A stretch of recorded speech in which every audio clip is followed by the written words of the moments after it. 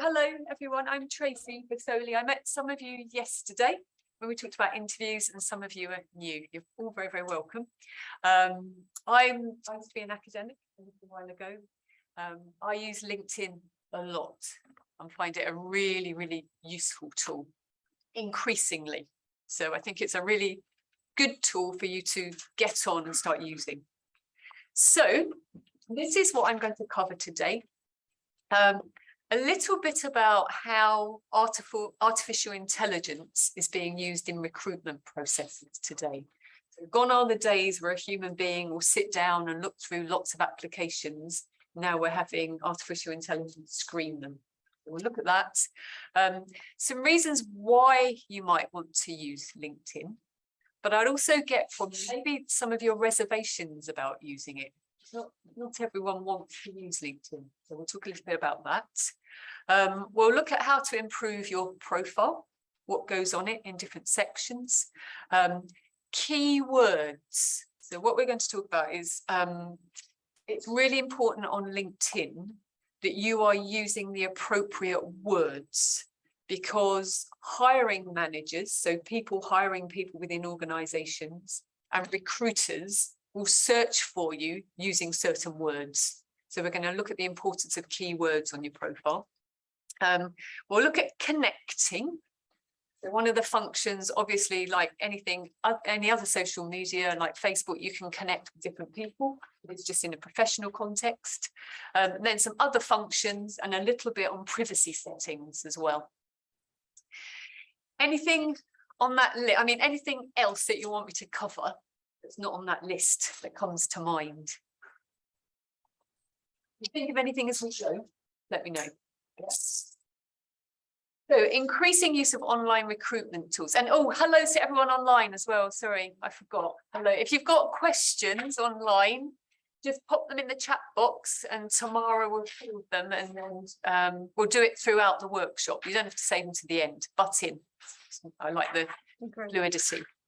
So online recruitment tools. So during the pandemic, more and more HR departments and recruiters are looking at how to automate their recruitment processes using different pieces of software.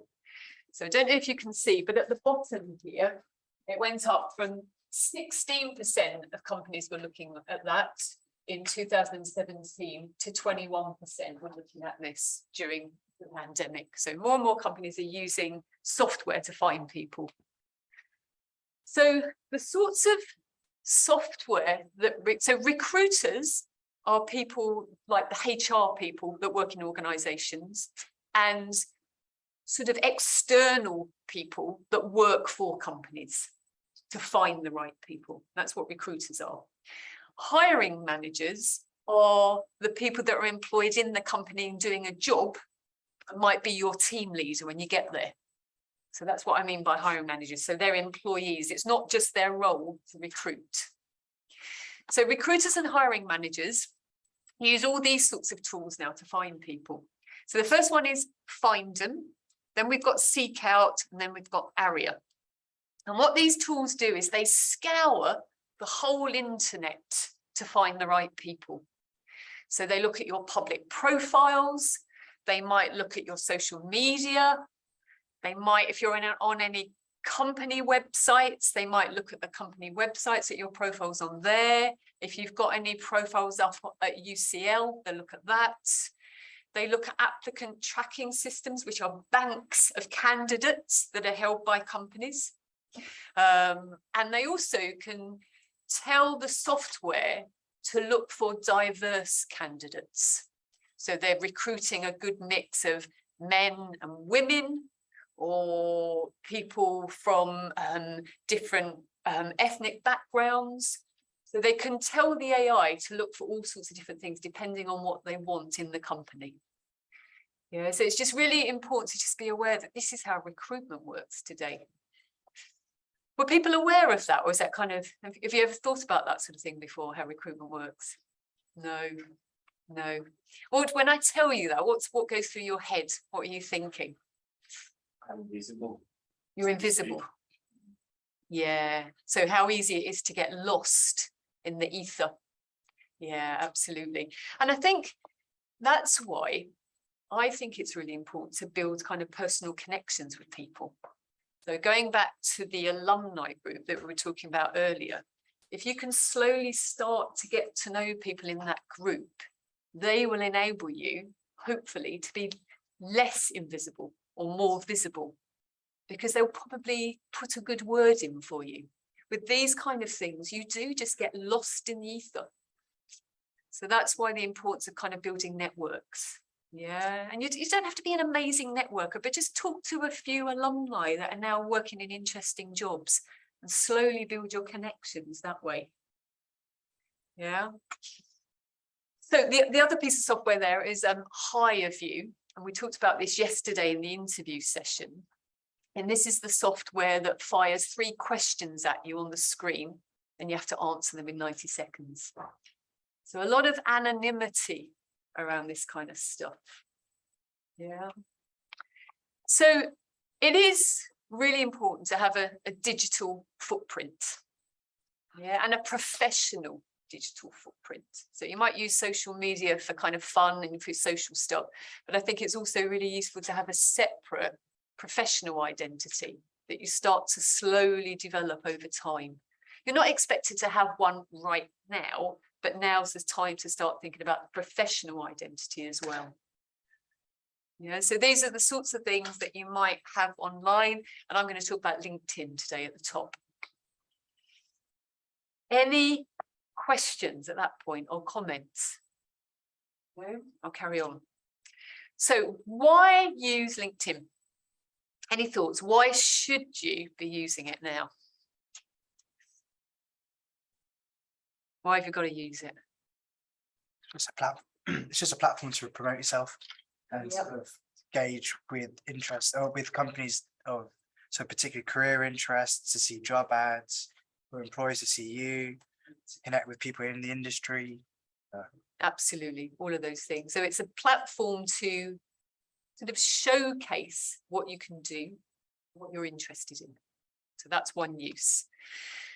I'm going to show you some more in a minute. But before you get on to LinkedIn, it's useful to start thinking about these questions. What are some of the companies you would like to work in? Sit down and make a list. You can do this on LinkedIn of the sorts of companies that you might want to work in next. Yeah, you don't have to be absolutely certain, but do a brainstorm. Remember, your first job after your master's or after your first degree is just your first job. You will have many more. Yeah, so don't think too long and hard about the perfect organization. I mean, you might be lucky and go straight into your dream job afterwards, but most graduates don't. You'll be playing around for a little bit, probably after your degree. So make a list of companies. Think about jobs that you're qualified for. Where are the job openings and how can you apply for them? So where are they advertised? LinkedIn advertise loads of jobs if you sort your profile out. How can you prove you're a strong candidate? How can you ensure that you're up to date with industry news and trends? We talked a lot about this yesterday in the interviews one. You know, when you go for that interview, do you know what's going on in the sector? Do you know what that company's been up to for the last year, 6 months? And who can you connect with on LinkedIn? Who do you want to connect with? So those are the sorts of things you should be thinking about, and that's what you can use LinkedIn for. So you can create a strong digital footprint. You can build a strong professional network on there. You can research companies and different industries. You can access relevant articles and posts through your feed. So as soon as you start populating LinkedIn, you will get a feed that sends you relevant stuff, just like Facebook or whatever else you might use. And then finally, you can apply for jobs on there. So there's all these functions. So there's some reasons to use it. Why might you not want to use it? Any worries, honestly, about using it? Worries or reasons why you're not using it?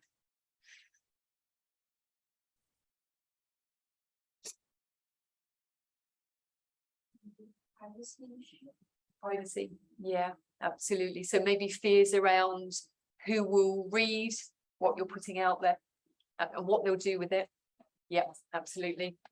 Any other worries? Time? Just enough time to do it? No. No time? That's not a concern, or?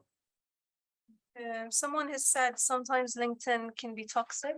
Yeah. Antoine has said that. Yeah, sometimes it can be toxic. Sometimes people might put stuff on there that you're not interested in. And then you've got to wade through loads of stuff that simply doesn't interest you. So all of those reasons. Honestly, I always saw both Facebook and Instagram the toxic ones. That it's up to you to make it whether. But for me, at the moment, I don't see how you can. I mean, I don't see how can I make LinkedIn toxic for myself, because I just use it in a professional way. Yeah. So I just look at some job ads and people I may connect with from time to time. I'm not there every day. Yeah. Or I try to verify the profile.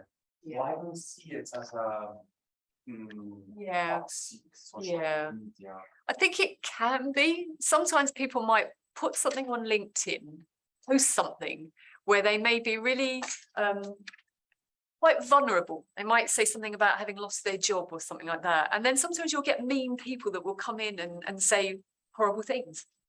Yeah. So sometimes there's a lot of stuff going on LinkedIn where people are quite vulnerable and not everybody is supportive. I'd say in the main on LinkedIn, I think it is a supportive environment, but you're always going to get some people that are not supportive and it can be toxic. Yeah. But I think you're right. I think just try and keep everything on there as professional as you can. It's not a platform for personal lives. It's just about your employment and everything professional. Yeah. Any other comments in the chat box about why people might not want to use LinkedIn?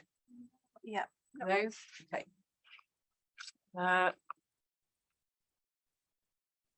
So why use LinkedIn? So employers are on there.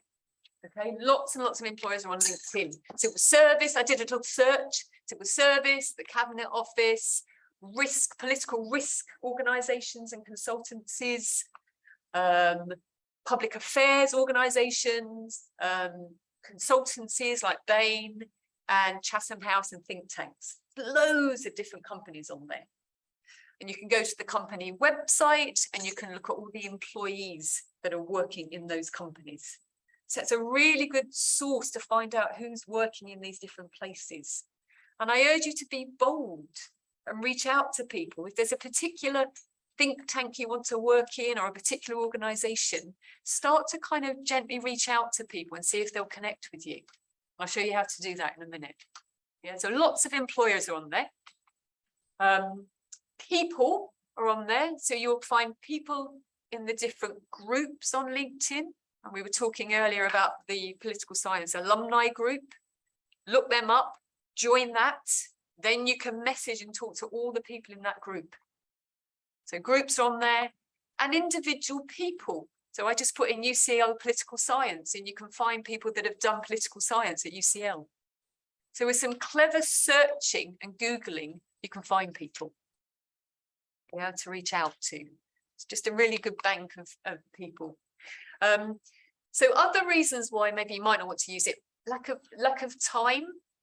Some people think, look, I'm just too busy getting my degree done. He's spending time on LinkedIn. But of course, I'm going to say as a careers consultant, I think it's really important to spend, I don't know, an hour a week thinking about your future career in some way. So that might be making a list of organisations that you might want to work in, connecting with people in those organisations, upgrading your CV, all those kind of things. Just put an hour a week to start slowly working on that. Yeah.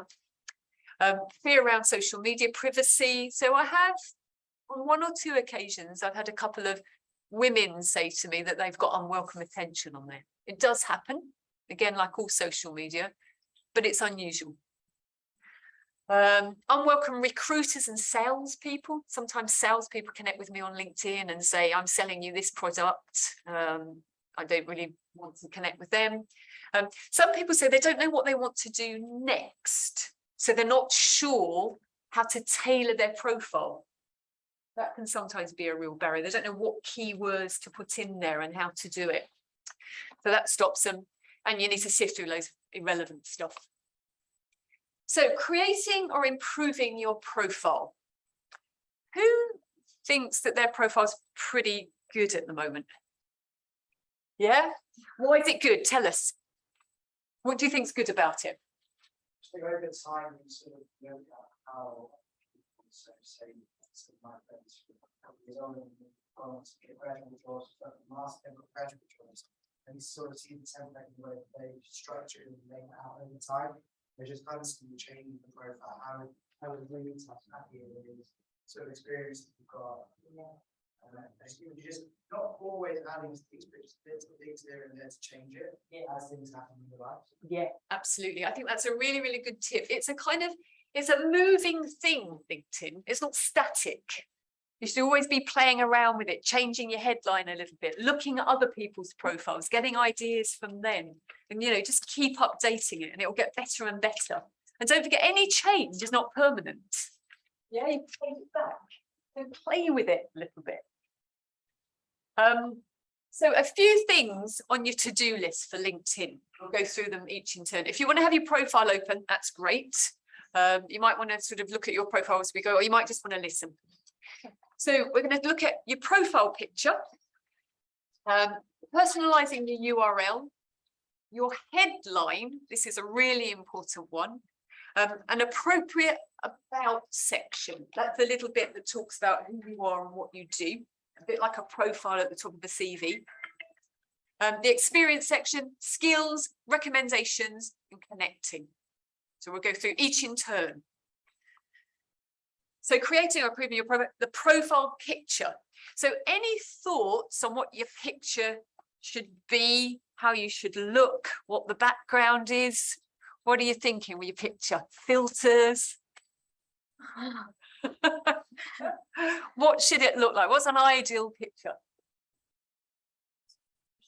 Professional, yeah. And what does that mean? Wear some Okay. Yep. So professional suit. So maybe you want to think about the company you're going to work in next to give you an idea of the kind of look that you want to go for. So if you are thinking about working in a corporate context, you might think, I'll wear a suit. If you're working in a much more informal environment, you might think, actually, a suit's too much for what I want to do. You might want to dress a little bit more casually. You might want to think about the country and what's appropriate for different countries. So think about where next. Maybe have a look on the company websites. What are they wearing? Are they all suited and booted? If they are, maybe wear a suit. If they're all in their jeans, maybe you think, I'm going to go more casual. A lot of LinkedIn people that I saw, including myself, to be honest, use their graduation gowns, especially for like recent graduates. Yeah, graduation gowns. What do I think about that? What do people think about graduation gowns in your LinkedIn picture? Thoughts? This is all subjective. So what do you think? Should you wear your graduation gown in your picture? I guess in your first postgraduate job hunt. Yeah. Maybe that would be useful because some people could be interested in hiring recent graduates, hiring young people. Yeah. So, maybe, in that circumstance, but not later on in life. Yeah. I think there's some truth in that. I would be wary of wearing a graduation gown, actually. And the reason why I would be wary of that, I think it says I'm a student. Yeah. I think it can send that message. And what most organizations want is they know you've been a student, but they're looking for professionals. So I think I would generally avoid the graduation gown, personally, from my perspective. I just think, it's a personal opinion. It's about what it says to the person looking at it. And it might just say students. Now, the other thing is that education and the value of education, I think it's valued differently from country to country.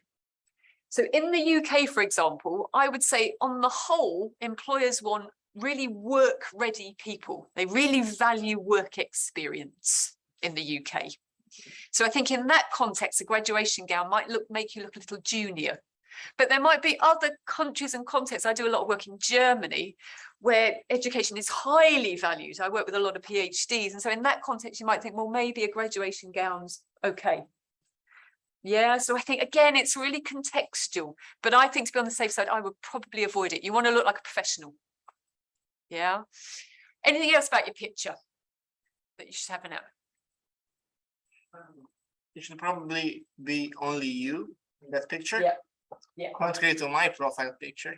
Well, you got your family. No, no, I have a journalist I met at one networking event. Okay. And we took a quick picture, but I realized that's not me. Okay. Yeah, There's gonna be two people in your profile. I think so, because we don't know who it is. Yes. Which one's you, right? So it should just be you. What else? I think, first of all, it's important to have a picture. Yeah.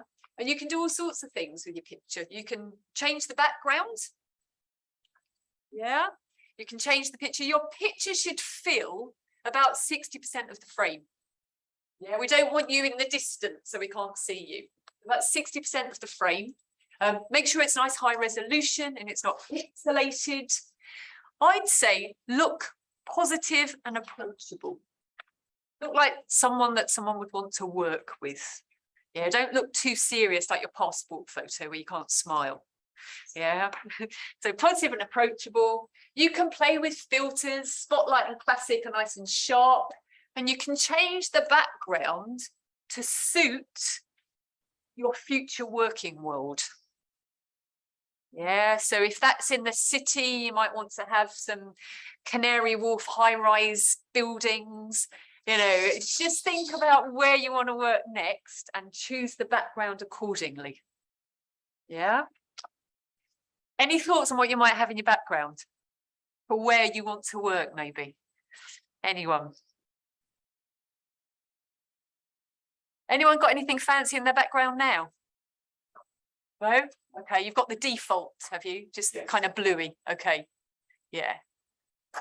London song. I don't think mine's a good example, to be fair, because Okay, but that's the background of you in your picture. You can also change this bit. That bit's Oh, right, fine. yeah, that one. Yeah, no, that's Is fine. this picture okay? That's a nice picture. I would say that maybe Shoulder.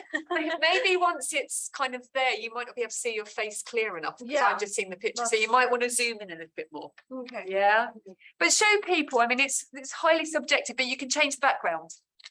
Yeah, to make it look professional. Yeah. So that's pictures. Anything else to say about pictures? And should it be just your head or your body? Yeah, I think it should. I think it's better to have just your head because then I can see your face more clearly. I think the more you've got in, the more you're zooming out. But again, don't overthink it. Positive, approachable, nice and sharp. Yeah, and that's good enough. It doesn't have to be taken by a professional or anything like that. You can do it yourselves. Actually, this is something else I thought for the longest time because I actually I think it's not because I want to apply for a civil service banking graduate scheme. I don't think it's Yeah, it's you're kind of so I would say maybe it's more kind of relaxed. Would you say? Yeah. Yeah. I hope you don't mind me saying that. It looks Yes. kind of your but it's quite intense. No. Yeah, so maybe a little more. Yeah. Maybe back from the camera a little bit and a little more relaxed. Yeah. I just want to make sure that we had better now use our passport photo. You can use your passport photo, but usually a passport photo they tell you not to smile, don't they? So it looks kind of really serious, and I think you should be approachable and smiling. So probably not a good idea to use a passport photo. Yeah. Someone say medieval think tanks. I think that's a question of yours maybe a minute or two ago. What's the question? I don't remember the question exactly, but they've written think Maybe they say, what's an appropriate picture if you're working in a think tank, or what clothes? Yeah, I think again, maybe it might vary from think tank to think tank. You're going to get big think tanks like Chatham House that might be slightly more formal and smaller ones made up of 10 people. So I would go and look at the profiles of people in the think tank, look to see what they're wearing and emulate it. Yeah. Okay, so what else? Now, personalizing your URL. So the other thing that you can do is on one part of the profile, it says edit your custom URL. So this is your link. So mine says www.linkedin.com in Tracy Basoli. It's just my name. The default will put a long number on the end. Yeah, now you can, I mean, I'm the only Tracy Basoli in the world, so it's fine for me to have that. But you might have to put 1 or 2 numbers on the end, but try to make it as succinct as possible. Yeah, because then you can use it on the top of your CV. Yeah, and then they can just go to your LinkedIn profile and see it. Whereas if it said Tracy Basoli 789247, it doesn't look so neat. Now, be careful of this, because if you're using LinkedIn a lot, which I think a few people are, and then you change your URL, you might find that it affects where you come in the searches. So if you are going to remove it and you've used it a lot already, just check to see whether it changes your search engine optimization.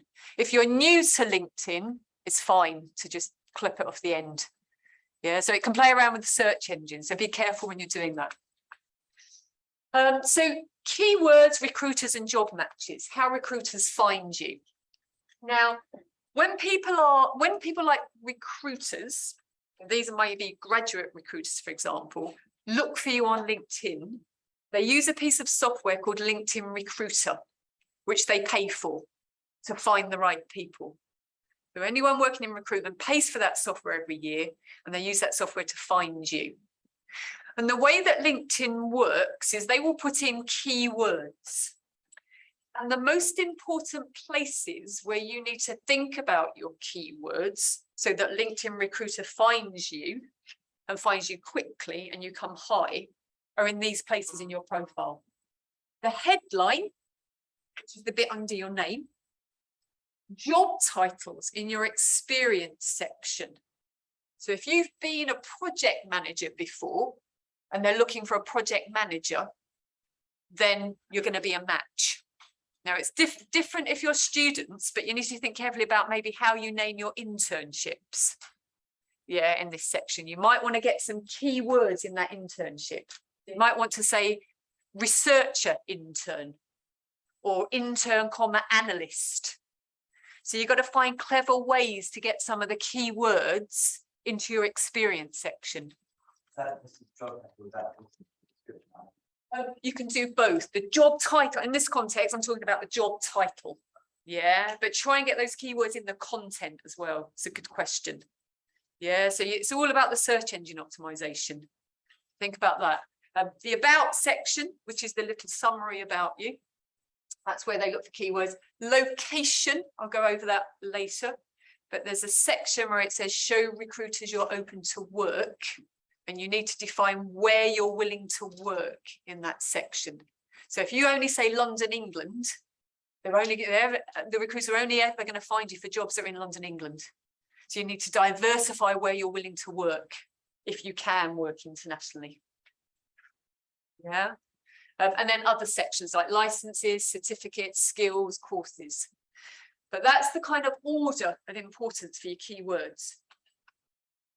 So the other way to think about which keyword you need to stuff your LinkedIn profile with is, so keywords help recruiters find you. Look at similar people. I don't know your name. What's your name? Shane. Shay, sorry, Shay. So as Shay said, look at other people, what they're doing, look at their profiles, get ideas from them. So look at other people in similar areas to LinkedIn and look for keywords that they're using. Look at job descriptions. Yeah, so again, look ahead, look at job descriptions. And what you can do is take 3 different job descriptions that interest you, maybe even 5, and upload them into a word cloud. You know, word clouds so a word cloud, you cut and paste. If you just Google word cloud, there's lots of things out there. You cut and paste the job descriptions one at a time into a word cloud, and it makes the words that are used a lot are big. You know, those pictures with the big words and the small words. So if you use a word cloud, you can see which words are coming up a lot in the job descriptions that you're looking at. And it might be, I don't know, analyst or researcher or whatever it might be. And that might give you a clue as to what keyword you need to put in your profile. Yeah. Also think about, does the sector that you want to work in use its own type of jargon? Do you know jargon, like kind of buzzwords? And different sectors use different buzzwords and jargon. Try to get your head around the jargon of the sector. Or they might say stakeholders. You might think, well, as a student, I haven't really worked with stakeholders, but you probably have worked with other people on projects. You could call them stakeholders. So they are, anyone you're working with that has a stake in something you're doing is a stakeholder. Because traditionally you think of a stakeholder like the guy in the bank board, that stakeholder is literally someone who has an interest in Absolutely, absolutely. For a project. Yeah, success of a project. I mean, you've got to think about their jargon and terminology to be found and start to use their jargon. Yeah, if you can. I'm not saying lie here, you know, but try and think about kind of where there are matches. Yeah, so look at jargon. Think like a recruiter and what they would search for if they were looking for someone. Yeah, so LinkedIn shouldn't just be you dumping everything you've ever done. You've got to think about where am I going? What are the keywords? What will recruiters be looking for to be found? And where do you want to work next? So this is the location bit, which I'll show you where to put this. You can put in your about section, you know, you could say I'm a political science undergraduate and I'm keen to work in any European country, or name the countries, or Asia, or whatever it is. Yeah. Okay, so here, under this bit, it says open to work on your LinkedIn profile. And if you click on it, this will pop up. You can see in here that you can begin to put different job titles that you're interested in. Yeah, in the open to work section. You can start to put different job titles. And you can put 5 in there. 5 different job titles. So again, yeah. So I have 2 options, hiring and providing services. Yeah. You're providing services. Okay. Yeah, you're not hiring. Yeah, you're providing services. Yeah. So Caroline is asking, I'm currently employed and I'm looking for a new job opportunity. If I click open to work, would my employer be able to see that? So good question. So here, the really good question. So down here, it says you can choose who sees that you're open to work. There are 2 options. You can have, you can't quite see on here, but if you have a look online, it says everybody on LinkedIn can see that you're open to work is one option. And that puts a green banner around your face. So then your employer will see that you're open to work and looking for a job. So you might want to be careful about using that. The other option is recruiters only. So people using LinkedIn Recruiter will see that you're open to work, but nobody else. So what that then means that any organization that pays a subscription for LinkedIn Recruiter will be able to see that you're open to work. And LinkedIn can't guarantee that someone in your organization won't see that. Yeah, so it's risky, whatever box you tick. Yeah, but I would also say that, I mean, it depends on the relationship you've got with your manager and all that sort of thing. But most of the time, people should always be openly looking for work. You never know what's around the corner, right? You know, you've got to be opportunistic. So yeah, so you can put in here 5 different job titles. You can put workplaces, on site, hybrid, remote, where you want to work, London, England. That's on site or remote. And then you can also put, it asks for your start date, when you're ready to start. And you can put immediately, I'm actively applying, or flexible, I'm casually looking. Yeah. So what you might want to do is, I mean, you can play around with this. You can put, I'm casually, you can do all your keywords, change your profile, put I'm casually looking and see what happens. It's like an experiment. See if anyone approaches you, if recruiters approach you, see what happens, change your keywords. Does that affect it? You know, the algorithm's quite complicated. Once you actively want a job, that might be, it depends on the organization as to when they want you. Bigger places like the civil service and that sort of thing will generally wait longer because they have recruitment cycles. They do it in cycles. But smaller companies, so startups, for example, they usually like want you tomorrow. Yeah, they're often less willing to wait for you because of the way that they work. Yeah, so you've got to decide which box you tick. Questions? No. These here, your job titles, will dictate what jobs come into your inbox on the job alert. So again, this sort of requires you to start thinking about the future a little bit and what kind of jobs you want to do and what they're called. And so a lot about LinkedIn is about kind of looking into the future. So your headline is next. We've talked about the picture, we talked about the URL, we've talked about the open to work box. Now your headline. So your headline is this bit under your name. Yeah, career consultant, organizational development coach. So that's me. So you've got 220 characters max. Your headline can say more than UCL political science undergraduate. Who's got something like that? That's usually my MSc public policy student at UCL. Okay. Okay. Who else has got what you're now doing? Yeah. Yeah. Yeah. Okay. And Okay. my past uni. And you're past uni. Yep. Okay. So now put yourself into the shoes of a future employer, and they're looking for someone to fill a job. What else could you put in that headline apart from that? Yeah. You could do, but don't forget there's a function for that, so it's probably best there. I would say the degree that you're studying could be relevant to the jobs that you might get in the future. So if that's relevant, you would put it then. Yeah, you could. Yeah. So I suppose political Public science policy. or public policy, absolutely. So if you're looking for work in public policy, there might be jobs that say public policy researcher, something like that. So then you've got public policy as a keyword. So yeah, you can do that.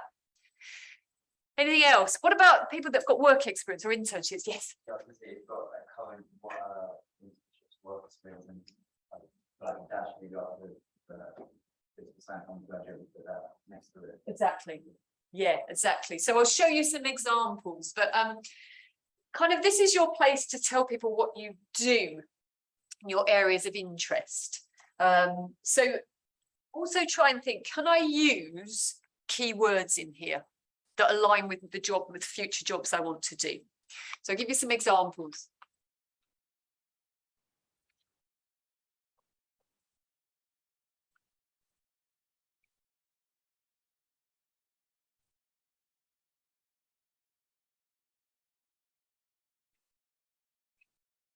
Oops. I don't know if any of those relate to you, but you can play with different ideas. Would that be relevant if we are not if we haven't had any experience in those schools yet, for example? No, you can't lie. Like, so, you can't lie. No, you can't lie. I was just giving you some sort of some inspiration in terms of different ideas that you could put there. So close, so he perceived me for this. I was gonna ask you in another way. I would recommend to someone like me who's approaching the totally different job industry, which I still haven't really figured out. So I would apply for a graduate scheme in banking companies, insurance companies, for the civil service. Yeah. So I don't have personal assistance. I have research experience, so I don't have any administration intern public administration. Yeah. Okay. So these are kind of just different themes that you can use. You can't use them if you haven't done them. Yeah. So you've kind of got to think, well, have I, during my degree, have I done enough research to maybe put researcher there or research? That might be one idea. Or have you done any kind of managed a project? Could you put project management there if you're thinking about project management roles? So this is quite difficult to do in here, and I'm certainly not suggesting that you invent things to align with job descriptions, but try and think about that at least when you're doing your job title or your headline. You might just have to have UCL undergraduate in political science. That might be as far as you can go. Yeah. Postgrad, would you just put postgrad instead of undergrad? Okay, so Something different. postgrad is what you are. What skill have you developed as a postgrad that might be relevant to a future job, that may be research? Yeah, research or Analysis. or analysis. Yeah, something like that. So try and think not so much the name of your current position, but try and tease out a skill maybe and turn it into a verb like analyst. Yeah. Try and do that as much as you can, because you just want to get found. Yeah. And then, you know, as I say, you can't lie, but then you'll have to say, well, you know, I've called myself an analyst because during my internship or during my final year project, I did a lot of analysis looking at X, Y, and Z. Yeah. Hey, Tamara, in that How do way you feel of- about that? Oh, sorry. I have Yeah. a quick question. Can you hear me? Yeah. Thank you. So even though I'm not in that scenario, I'm not currently an analyst, can I put that? Well, this is kind of almost saying what you can do. So if the job that you're currently in involves analyzing stuff, you could say that you're an analyst. You don't have to officially, this isn't your job title. These are to describe what you can offer someone. Yeah, so what you can't do is if your current role, you're doing X, you can't change the name of your job title to analyst. But this isn't your job titles. This is just telling someone what you have to offer. So if you feel in your current role, you're doing enough analysis and research to put analyst on there, that might be useful for you, particularly if you are looking for analyst roles next, or a role that involves analysis. Does that make sense? There's a bit of artistic license in here. No, Yeah, it but does. it's not your job Thank you. title. Mhm. And for example, well, for instance, if I don't know, if I had a manager job, should I put manager, or how can I relate? Well, yeah, so I would say if you are looking for roles that involve management next, and part of your current job involves managing people, then you can put manager. Okay. Yeah. Okay. Yeah. Thank you. Okay, you're welcome. You're more likely to then be offered or people approach you for managerial type roles. Okay, that makes sense. Yeah. Thank you very much. I mean, some people put crazy things like, I help companies find the solution. That sort of thing. They tell people what they can do and what they have to offer. A lot of people in marketing kind of do that sort of thing. Yeah, so it's not your job title. They're just kind of what you have to offer. So what I want you to do now is, you don't have to do this in breakout rooms online. Maybe just do this individually. I want you to create a new headline for yourself. Do it in pairs if you're in the room. Yeah, have a little play around. We'll do it for 5-10 minutes. I'll wait to see when you go quiet and then I'll stop. But see if you can come up with a new headline for yourself. Try and include something that about yourself. I don't know, client change activist, and try to include a skill that use the noun that you've developed during your degree, during an internship or other areas of work. So if you've been doing analyzing, analyst, if you've been doing research, researcher, if you've managed a project, project manager. Yeah, so 5-10 minutes between yourself. See if you can come up with a creative headline and I'll get your ideas. And if you're online, maybe just do this individually. Yeah, write down some ideas. Put them in 2 big breakout rooms. How many are there? And that's all. Yeah, nobody will Or- say anything. Yes, yes. Good. Ah, we used to No name. We were. for this year, Because of the. which seems quite relevant. Yeah. Something like that in your headline. Yeah. I don't want anyone to think I'm like a status. Yeah. So I was right. Okay. I mean, like Bar. we can add it and let I'm going to involve Researcher. It's not. You mean doing that to really. Politics and political campaigns volunteer. So you should be including like in your. I mean, things that I've done already. This I think this is what I'm going to do. yeah, exactly. So you're thinking about, and then you're thinking, what have I done in foreign internships that might align with what I want to do? So if you're not reading, it's more obvious.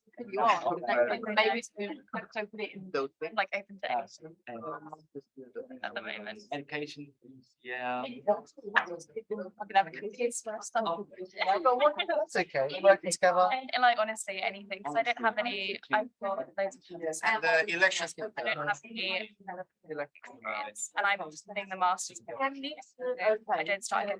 So you don't have, I'm gonna try and find an internship, because I don't even have an internship. So I'm interested in completing. So I will know today. I'm not sure what's for consulting or management consulting. Management consulting. Okay, all right. It'd be a stretch too far. yes, You know. masters, yes. Yeah. Do you feel that you've got any kind of interaction? I would definitely say researching. You would be like mass assignment this year and like doing a dissertation in itself. Like, your research. I used to think with I don't know how you've got. Yeah. What? That's that kind of ability. Particularly. Okay. You try on the basis. Right. Yeah. Well, Okay. and then Well, do you want to play right? Yeah. I think, you know, Something like prospects. consultancy. Yeah. Any of those skills. Client relationship. Consultancy, although. Think you can include that in. If you've got a lot of hospitality experience. And you think, and I think that The set. For now. yeah. Just keep it. Okay. Hi there, excuse me. Yeah. I have a question. Master student. Yeah, so. Researcher and. Whatever I did in university, like, I. The things. Yes, yes. Yeah. This is how it should be for the headline. You should just. Still be more than your actual position rated business that you want to be. So this is what I got. So yeah, I think that. It's just like showing you have people who would like to be a waitress and have to have. No, not really. Yeah, I need to. I'm not sure whether I. Interpersonal communications. Okay. Yes. It's just a matter of how to name right. What are your main skills? What is your experience? That's the most important thing. Yes. Yeah.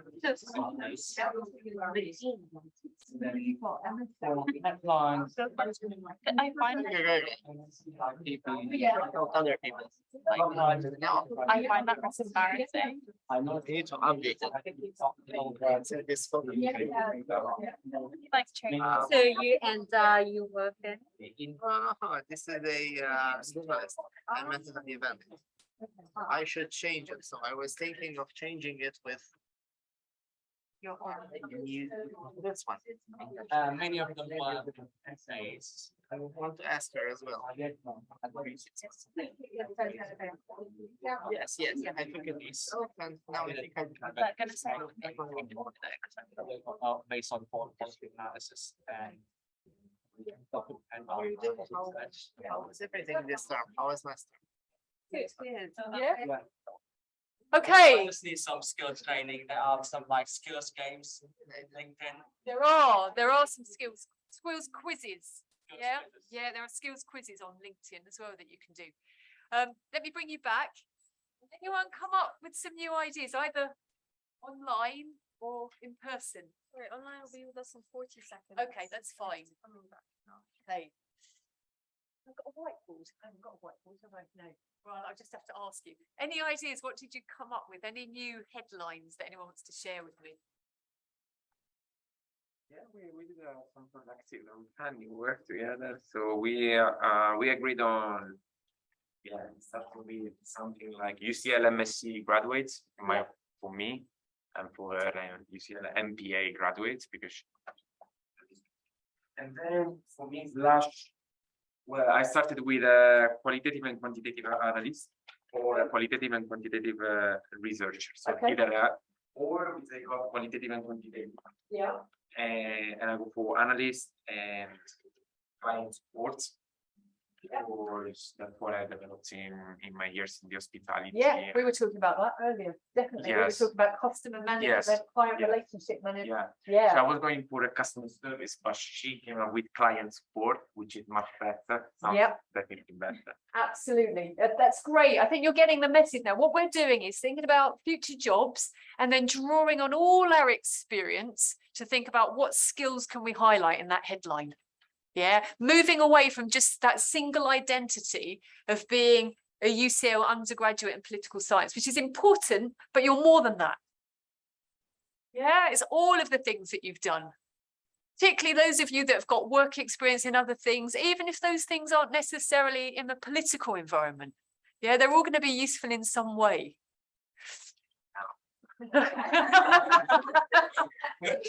Okay, great. Online, any ideas from online people? Did you come up with anything? Can I include bilingual in my headline? So, can you include bilingual in your headline? If you think that the jobs you're going for next will want someone that's bilingual, put it in there. Yeah, so you absolutely can, but it's all about this keyword matching. Yeah. Yes, thank you. Okay. Specify which language we speak. Somewhere else in the LinkedIn profile, there's an option to do that. You can put your languages in there. Yeah. Okay.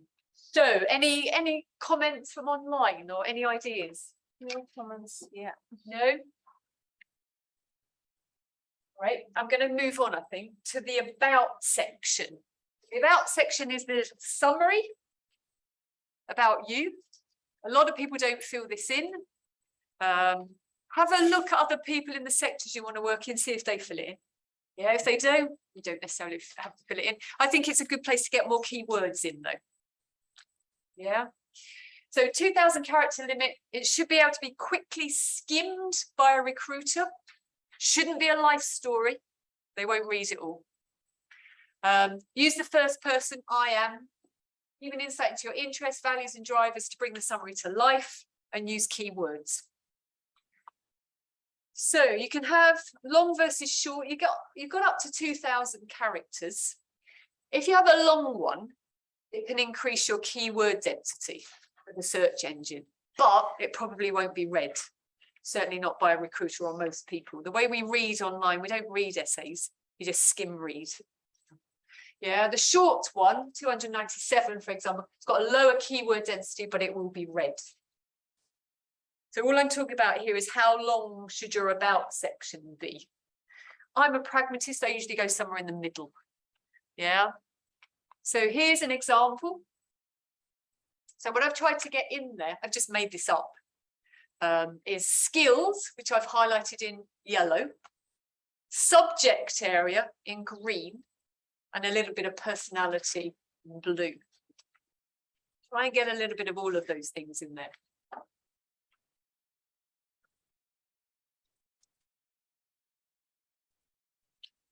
Something about a blog in there. Some people have written blogs.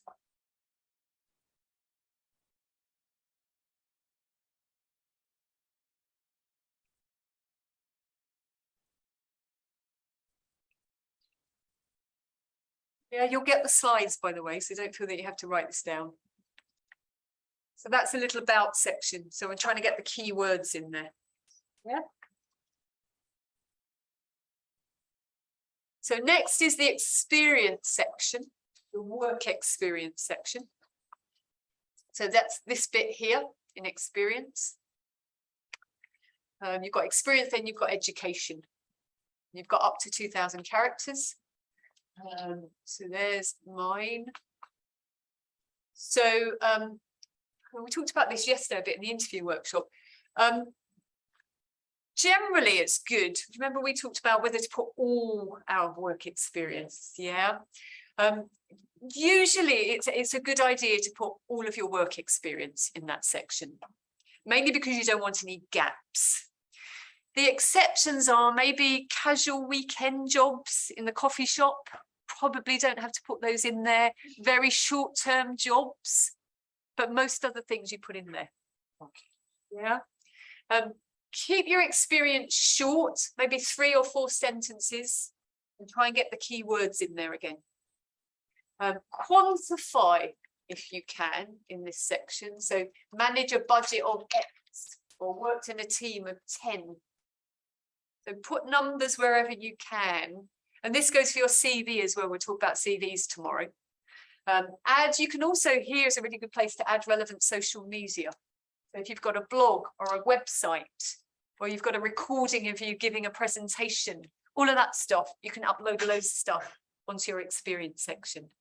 If you're going for a job in something like PR or communications, you know, that's a really good place to showcase what you do. If you've published anything, or if you've standed up and presented, anything like that, you can put on there. Yeah. You can also add details of career breaks if you've had those. So over the pandemic, LinkedIn introduced a new place where you can put career breaks in the experience section. So if you took a year out to do something, you might want to call that a career break and put it in there. So experience section. So this is an example. So you might have been an intern at a think tank, and I just put what you might put in that experience section, just using keywords.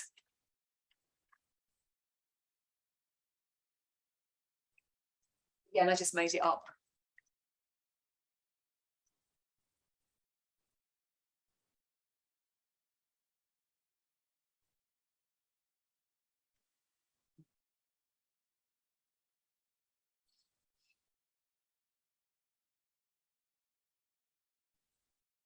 So just maybe 3 sentences about what you did during your internship. Again, focusing on the key words like social media, who did you work with, etc.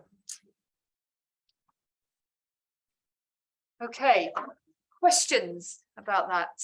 I mean, there's worked, I'm guessing that maybe, first of all, let me ask you, is it raised any questions in your mind? What are you thinking now about your LinkedIn profiles as I go through this? Yes. It has. So what are you thinking? Now I started to show you maybe some changes. What are you thinking you might change about your profile so far? A lot. Okay. From the profile picture downwards. Okay. All right. Okay. So it's been useful to help you to rethink it. Yeah. Anyone else? Anything you're going to change? Anything I've highlighted that you didn't know about? I think I'm gonna add a lot more to my about section, and particularly from my experience, add a little bit more description. At the moment, this is what a line or two, but in example, you get a lot more training words. So Yeah. I want to, yeah, show what I've done from experience and say what I've done. Brilliant. And as I quantify it as well. Great, great. And what's really useful, I think, about LinkedIn as well is that just by going through this process, and it'll be the same with the CV workshop tomorrow, you're starting to think about the skills that you've gained. You're thinking about them, you're writing them down, and that will all be really useful in things like interviews, because you've already started the process then and started to match what you've done with where you want to go. Yeah, so it's not just getting your profile up and running, it's getting you thinking about the future and your career and the matches. Okay. So can the work experience in the LinkedIn Yeah. be the same as those in the CV? Good question. Okay, so the LinkedIn is probably going to be shorter in terms of the experience, and you can't tailor it so much to a specific job. Yeah, because we're talking about the type of job that you might want to go for next. And it might be in the civil service, it might be, you know, wherever, but it has to be a little bit more general. With a CV, one CV is for one job. So it's really, really tailored. And there's more detail probably in each section, which is really tailored to the job. So that's the main difference. Your LinkedIn profile is an average, a general record. Yeah. Okay, so the next thing is the skills section. Okay. So in the skills section, you can add up to 50 skills. Now, why wouldn't you want to add 50 skills? Too many. Too many. You just dilute them.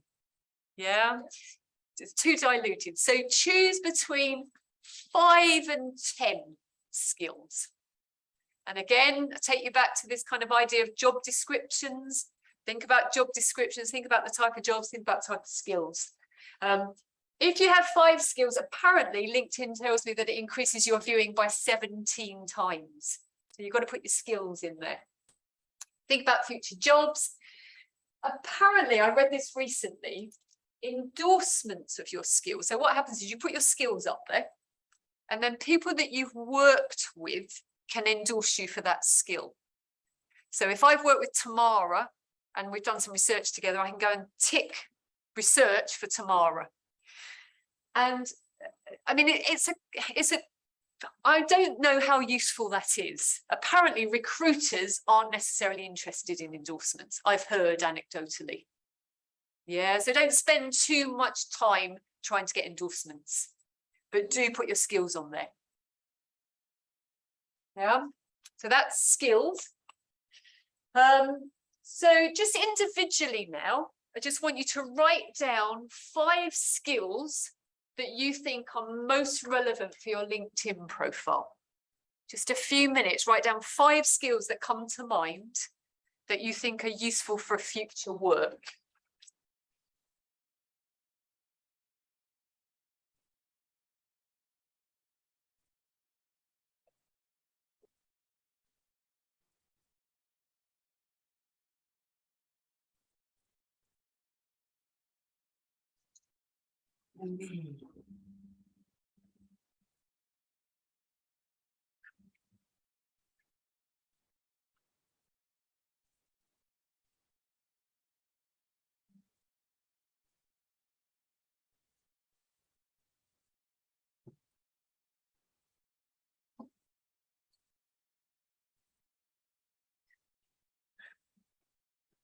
And if you're thinking, I don't really know, maybe go and do some research on different potential jobs next to help you get an idea of that. So we were talking about management consultancy. Go and have a look at that prospect website and see what skills they say on there.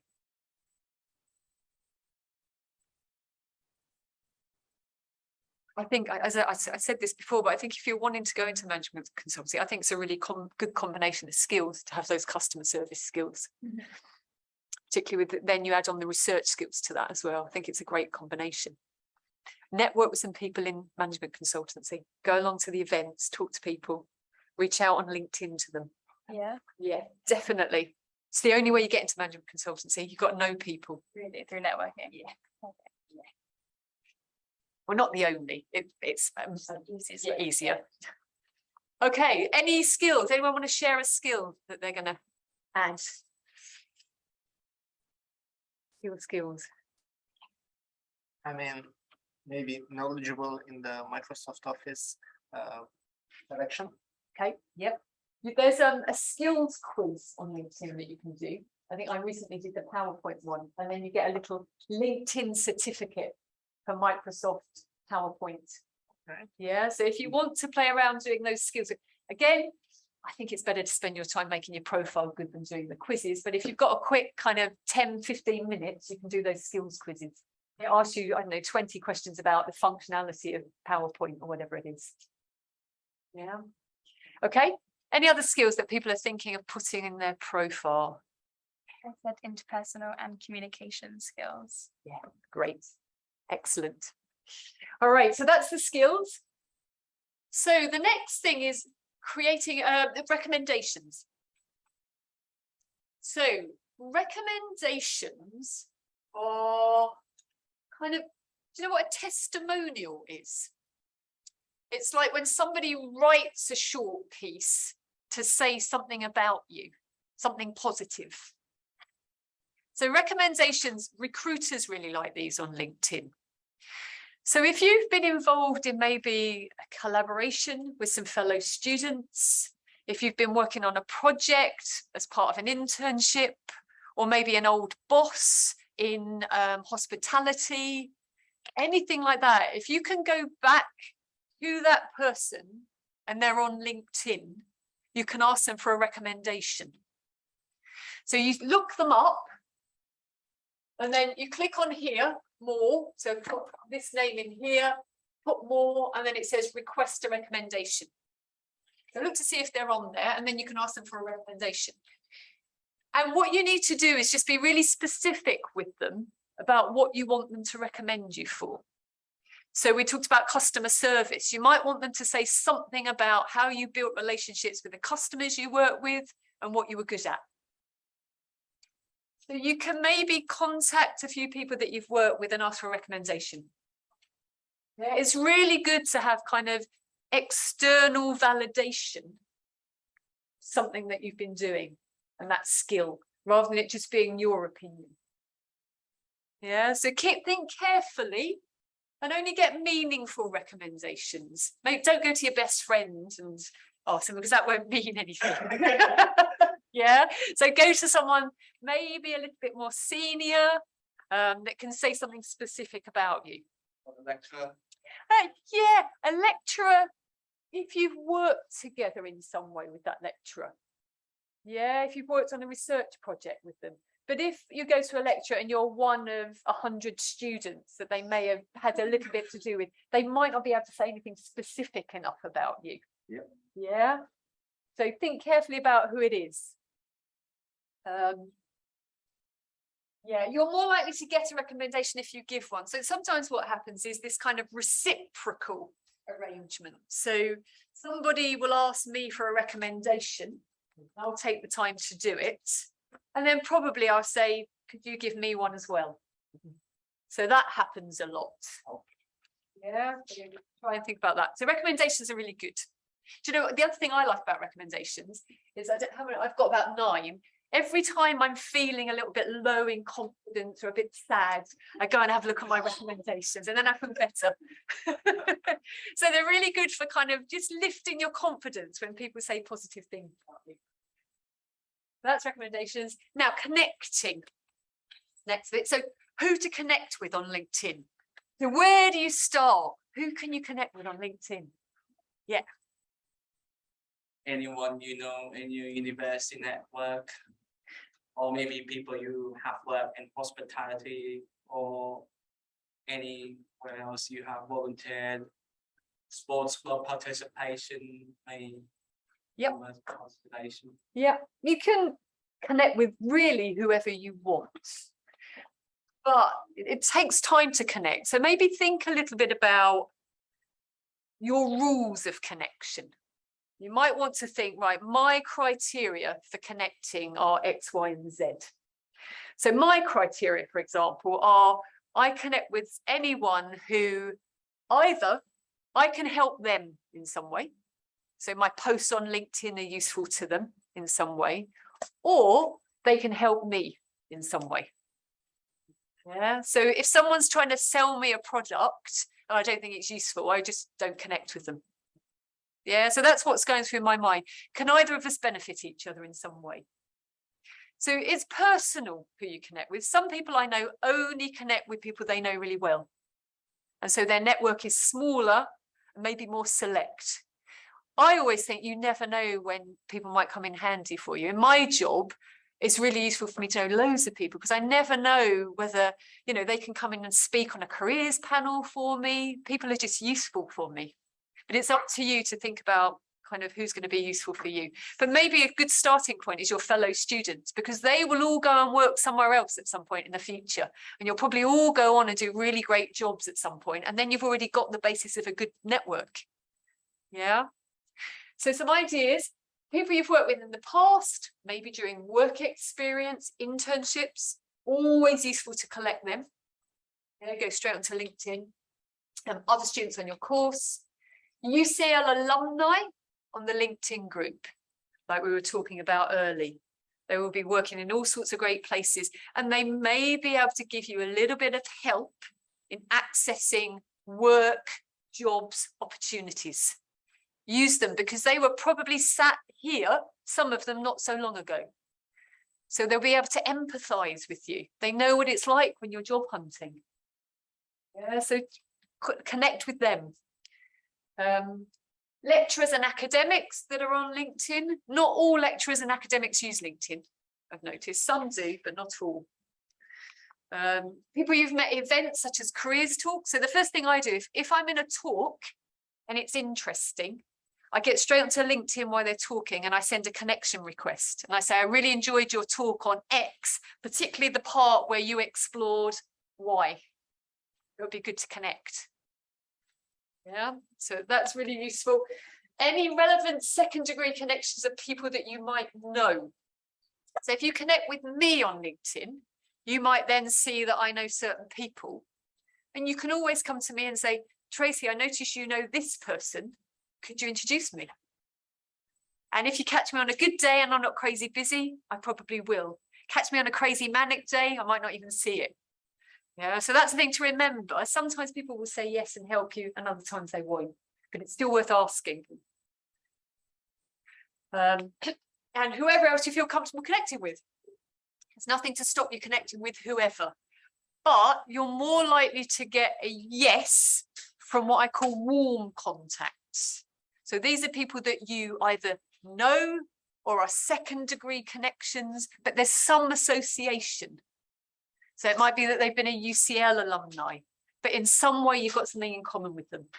So start with the warm connections before you do the cold calling. So here, always personalize your connection request. Yeah. So if you do this on your phone, if you try to connect on your phone, you don't get this option. Yeah. So you've got to do it on your desktop.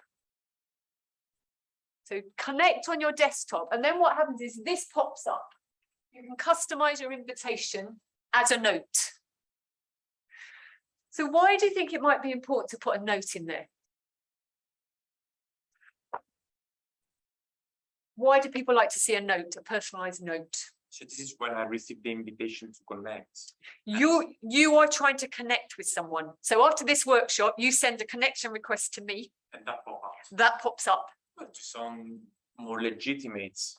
Otherwise, you lose yourself asking why this guy wants to connect. Or if you make it clear in advance, of course, it does increase the chances that you're going to accept me in your network. Exactly. So you jog my memory and you say, hi, Tracy, thank you for doing the workshops. They were interesting. It would be good to connect. So you've jogged my memory about who you are. Try and think of something positive or interesting to say to them, and then ask to connect. Yeah. Otherwise, your connection request pops in and I think, who's that? Yeah, well, I'm good at faces, so I probably wouldn't think that, but you know. Mine. Without a note, okay. So try and put a note. It just helps people to remember you. It's polite. It's business etiquette. Yeah, it's good business etiquette. So here is an example.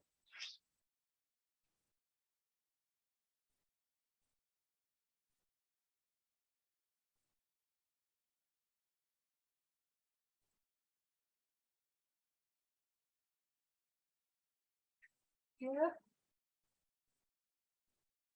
It would just help you stand out a little bit more compared to other people. Personalize if you can. And it also shows that you were listening to their talk, something came up. I always remember people much more if they've sent me a personalized connection request. Just for that nice second, they've said something nice and positive. And then you get back to your work. Yeah.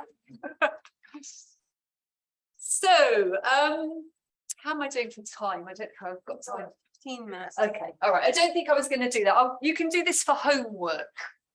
What I wanted you to do is think of a person you've recently encountered that might be important for your future career. So at a careers talk or during an online presentation or something like that. I'm suddenly thinking you're all going to connect with me. I'm just thinking that's me. For anyone that you've come across at talks or at careers fairs, anything like that, look them up on LinkedIn if you can. And then personalize a connection request to them. So think retrospectively. Yeah, this advice came a bit too late because I already sent you. Oh, don't worry. Don't worry. Don't worry if you've already sent me a connect. That's fine. That's fine. But for future, when you go to those careers talks, when you go and chat to someone at the end, get onto LinkedIn, send them that connection request. Yeah. Okay, so other functions. So that's the basis really of LinkedIn, what I've just talked about. Those are all the things that I really recommend that you do as a starting point. Get your profile up to date and start connecting. There are other things you can do on there. You can comment on posts, follow companies. There's a job search function. You can connect with recruiters and you can even post your own articles. The one at the bottom is the most labor intensive because it takes time and thought. So a few of those. So comment on other people's posts. So commenting is better for the search algorithm than liking. It just does something to the algorithm that means you're more likely to be found. So don't just like, comment at the bottom. So once you've set up your profile, things will come into your feed, start interacting, start comment. That's quite low intensity labor. It doesn't take that much time and effort. You can follow companies to keep up to date. So go up to the search box, put in Foundation for Social Change, click on company, and you'll find the organization you're looking for. Then follow them. So maybe think about 10 management consultancies. So you've got Bain and BCG, follow them all. Yeah. And you'll get relevant feeds coming into your feed. There's the job search function there. So if you've got your skills in there, etc., it will then send you, depending on what you set the alerts for, regular jobs. It could be weekly, daily, depending on how much email you want coming in. So you do that. You can also connect with recruiters in sectors of interest. So if you put in recruiter and government, you then get a list of recruiters that are working in the government sector. We've got here, Freya, senior recruiter, central government, public sector. So you can see, are there any recruiters it might be useful for you to connect with that are working in either the organizations or the sectors that you're interested in, and ask to connect. What you want to do is start to build connections with people in your future employment sector. Because if you're just connected to 200 other students, that's not good for the algorithm. It's all about relevant connections. So start working on that. Then you can connect with in-house recruiters in companies of interest. So I put in here recruiter and Bain and Company, which is a management consultancy. And we've got Jessie, who's senior manager recruiting at Bain and Company. If you're thinking about things like management consultancy, you can then connect with Jessie. And then, you know, potentially you'll be on their radar. I mean, don't forget recruiters deal with hundreds of people, but nonetheless, you're forward thinking. Then you can create posts if you want to and include keywords. So it's just like any other social media. You can create your own post, you can upload things, you can do all sorts of things. But you might want to say once a month, you are going to create a short article on a topic of interest that starts to show your experience in a certain sector or on a certain topic. And that's really good for showing off your expertise. If you're thinking, I don't know what to write about, that's fine as well. This is quite a lot of work. I'm not suggesting you will take time to do this in particular. Then premium career or not. So you can pay for LinkedIn if you want to, or you can just use the basic version. Did you know that? Yeah. Yeah, okay. So what's the difference? So with the basic, you can search anonymously. So people don't know who's searching. They don't know that you're searching because you've ticked a box that says you're anonymous. I'll show you in a minute how to do that. But then you can't see who's viewed your profile. So if someone's looking for you, you can't see who it was.